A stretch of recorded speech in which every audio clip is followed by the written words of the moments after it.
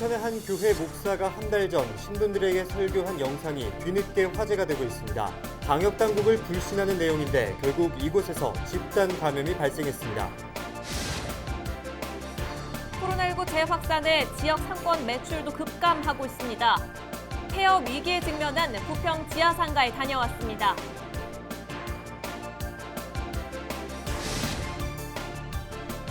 코로나19 확산세에 지자체들마다 연일 비상인데요.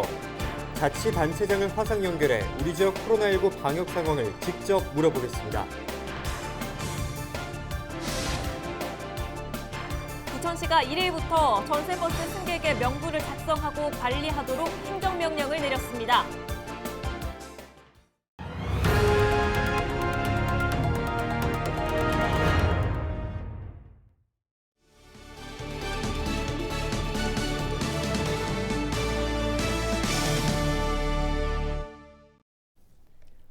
여러분 안녕하십니까? 헬로티비 뉴스입니다. 인천 서구의 한 교회가 목사의 설교 영상 때문에 논란의 중심에 섰습니다. 취재기자와 자세한 이야기 나눠보겠습니다. 이재필 기자, 저도 영상을 봤는데 내용이 참 당황스럽더라고요. 네, 맞습니다.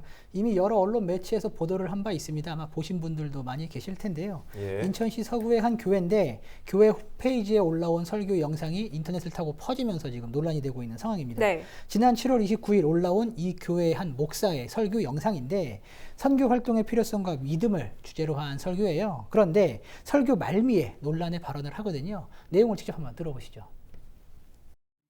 그러니까 코로나 바이러스가 있으면서 동성연애자들 그들에서 바이러스 나오고 사이비 이단 이런 데서 바이러스 나오고 신천지 나오고 뭐 나오고 코로나 바이러스 전염병 하나가 그거 하나 나와가지고 수많은 사람이 많이 죽어서 안타깝지만 하나님이 심판하시는 거예요. 지금 하나님이 경고하시는 거예요. 경고.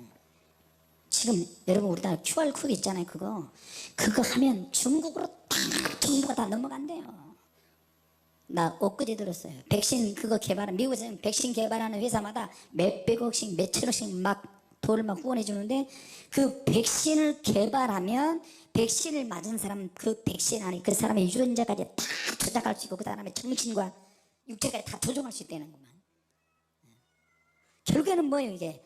인간을 통제하는 쪽으로 가게 되는 거예요, 이게. 네, 가짜 뉴스에서나 들을 법한 황당한 이야기를 신도들에게 하고 있습니다. 영상에서 보셨듯이 코로나 바이러스가 하나님의 심판이다라고 말을 했는데 해당 교회에서 코로나19 감염자가 나왔다고요? 네, 맞습니다. 집단 감염이 나왔는데요.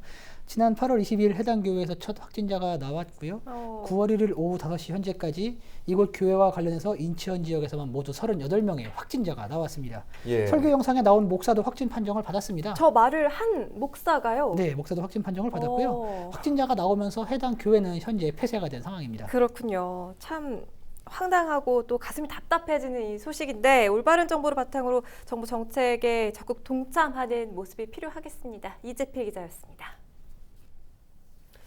네, 코로나19가 재확산하면서 지역 상권의 피해도 점차 커지고 있습니다. 특히 인천의 대표 상권 중에 하나인 부평 지하상가의 경우 매출이 줄고 공실이 늘어나는 등 힘겨운 나날을 이어가고 있습니다. 김진재 기자입니다. 평일 오전 11시 부평 지하상가 모습입니다. 원래라면 가게들이 영업을 시작할 시간이지만 대부분 문을 닫은 상황입니다. 코로나19 바이러스로 인해 손님이 줄자 오전 영업을 포기한 겁니다. 지하상가라서 지나다니는 사람 자체가 없으니까 가게 안으로 들어오는 사람은 더 없어서 장사가 아예 안 되죠. 재난지원금 지급 당시에는 잠깐이나마 숨통이 트였지만 이마저도 사라진 지금 지하상가는 그야말로 고사 직전의 상황입니다. 엎친 데 덮친 격으로 코로나19가 재확산하자 생계를 이어가야 하는 상인들은 막막하기만 합니다. 처음에 재난지원금 나왔을 때는 저는 이제 다시 괜찮아지는 줄 알았어요. 지금은 진짜 돌아다니는 사람이 거의 없고 진짜 하루에 한두 개 팔면 많이 판다 정도예요. 지금은 부모님도 있고 이렇게 집안을 생활비를 여기서 나와야 되는데 그런 게 하나도 없으니까 지금은 많이 힘들어요. 완전 폐업이에요, 폐업. 예, 그리고 이게 진짜 잠이 안 온다니까. 심각할 정도로 잠이 안 와요. 100%에서 90%가 줄었다니까. 그러니까 진짜 너무 힘들어요. 상황이 이렇다 보니 공실도 크게 늘었습니다. 올해 초 인천시가 전대 행위를 금지하는 내용으로 지하도상가 관리 운영 조례를 개정한 이후 늘어나기 시작한 공실은 코로나19 확산과 함께 빠르게 증가하고 있습니다. 중앙 지하상가의 경우 9월 1일 기준 전체 260여 칸의 점포 중 약 15%가 공실입니다. 세입자들도 뭐 나가 쫓겨난다는 뭐 이런 개념도 갖고 있고 이래가지고 그때부터 이제 공실이 생기고 엎친 데 덮친 데 코로나 겹쳐가지고 이번에 완전히 엉망이 돼서 가능하다면 이 정부 차원이라 지자체 차원에서 좀 더 이렇게 지원해주고 버틸 수 있는 힘을 해줬으면은. 코로나19 사태가 7개월 넘게 이어지면서 인천의 대표적인 상권 중 하나였던 부평 지하상가도 생사의 갈림길에 놓였습니다. 헬로티비 뉴스 김진재입니다. 코로나19 확산세 수도권 지자체들도 연일 비상입니다. 추적 조사가 힘들 정도로 확진자가 늘고 있는데요. 이번 주 헬로티비 뉴스에서는 자치단체장을 화상으로 연결해서 우리 지역 코로나19 방역 상황을 직접 들어보겠습니다. 오늘은 김포 상황 살펴보죠. 정하영 김포시장은 얼마 전 온라인을 통해 대시민 호소문까지 발표했는데요. 직접 이야기 나눠보겠습니다. 시장님 안녕하세요. 예, 안녕하세요. 김포시장 정하영입니다. 반갑습니다. 이렇게 화상으로 인사를 드리게 됐습니다. 김포에서도 연일 확진자가 지금 나오고 있는데 특히 8월 이후에 확진 환자가 급증하면서 얼마 전에는 누적 확진자가 100명을 넘어섰습니다. 지금 상황 어떻습니까? 김포에 코로나19 첫 확진자가 나온 것이 지난 2월 20일입니다. 7월까지 근 한 5개월 동안은 한 45명 선에 머물러 있다가 8월이 되고 나서 급작스럽게 확진자가 늘어났습니다. 무려 8월 한 달에 87명의 확진자가 발생을 했고요. 이는 한 달에 10명 정도의 확진자가 좀 나오고 있습니다. 지역교회 교인들, 또 가족들, 또 신자들 확진자가 나오고 있고요. 특히 사랑제일교회 그 이후에 그쪽에서도 한 16명의 집단 확진자가 나오고 있습니다.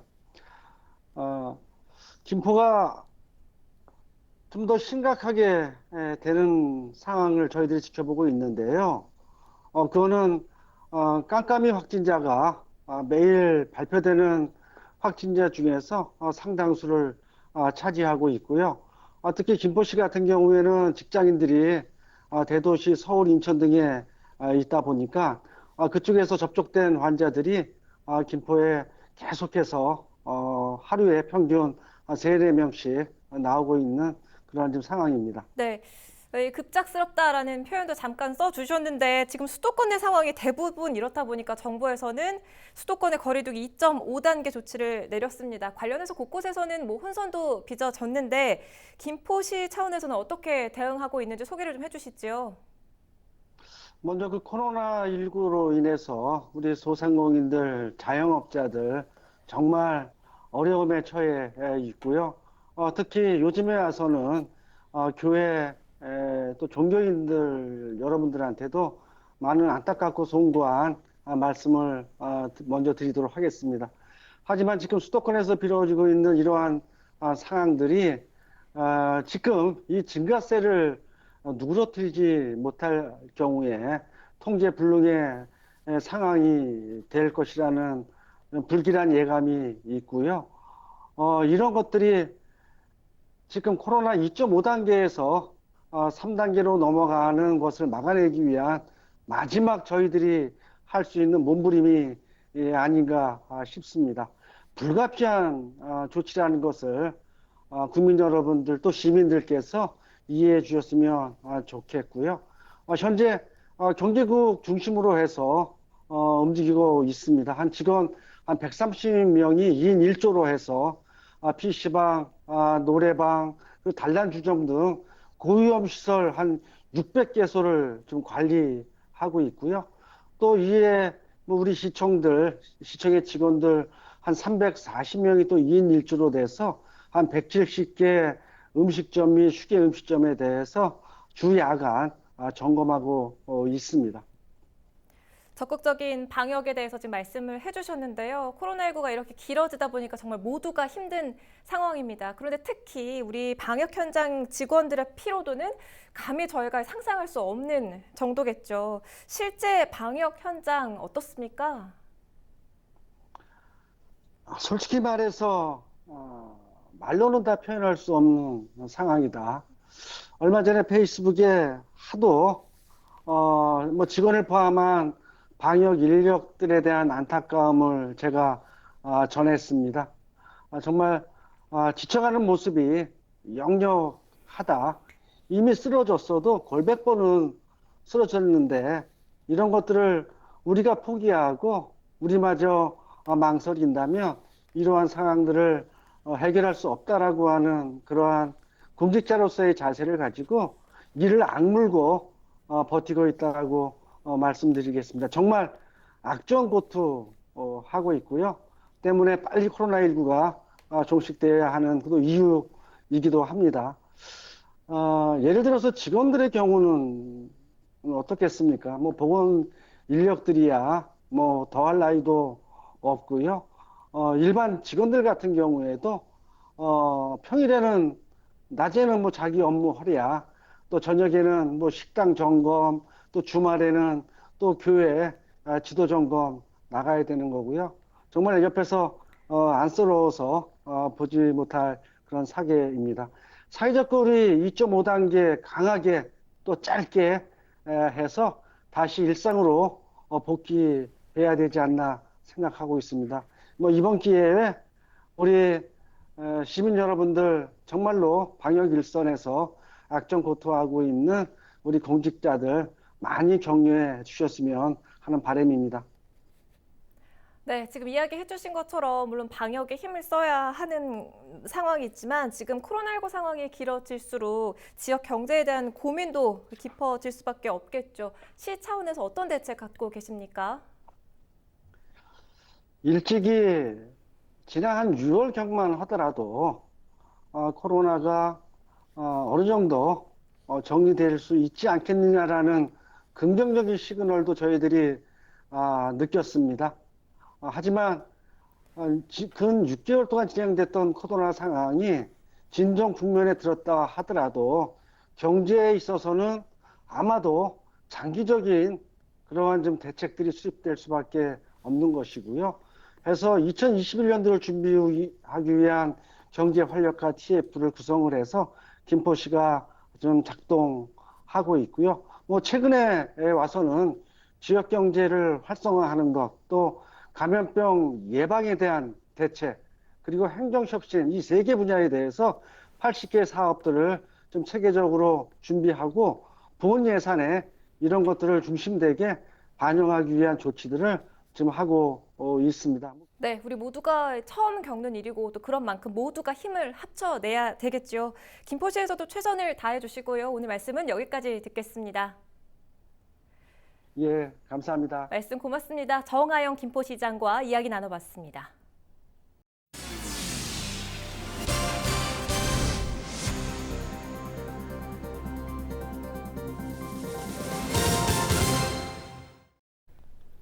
부천시가 1일부터 전세버스 승객의 명부를 작성하고 관리하는 것을 의무화하는 행정명령을 시행합니다. 일회성 행사와 관광, 집회 등에 사용되는 부천 지역 전세버스는 모두 행정명령 대상으로 승객의 QR코드를 확인해 전자 출입 명부를 작성해야 합니다. 시는 해당 명령을 위반하는 버스 운영자에게는 감염병 예방 등에 관한 법률 위반 혐의로 300만 원 이하의 벌금을 부과한다는 계획입니다. 이번 행정명령은 서울 광화문 집회와 관련된 감염 경로를 파악하는 과정에서 전세버스 승객 명단이 확보되지 않아 겪은 어려움을 예방하기 위해 마련됐습니다.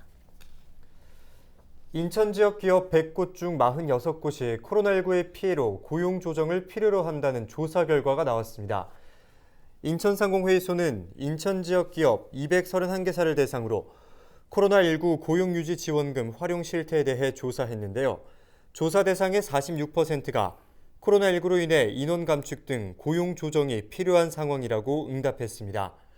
특히 고용 조정이 필요하다고 답한 기업의 12%는 근로자의 30% 이상을 감축해야 한다고 답했는데요. 하지만 실제로 인원을 감축한 인천기업은 3.8%에 불과했다고 전했습니다.